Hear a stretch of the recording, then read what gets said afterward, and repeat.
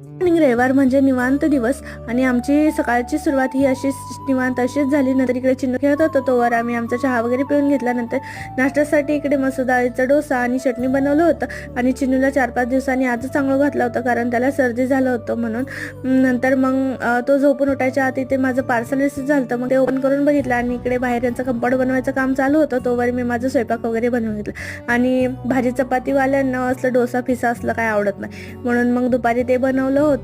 आणि जेवण वगैरे झाल्यावर चिन्नूला पण खाऊ घालून त्याला झोपवलं होतं आणि तो झोपला होता म्हणून मी चिन्नूसाठी इकडे नाचणीचं प्रेमिक्स बनवून ठेवलं आणि खिचडीचं सर्व डाळी टाकून ते भिजायला ठेवलं आणि धनिया पावडर शेंगदाणे वगैरे भाजून घेतले आणि माझ्यासाठी वेट पावडर बनवलं होतं.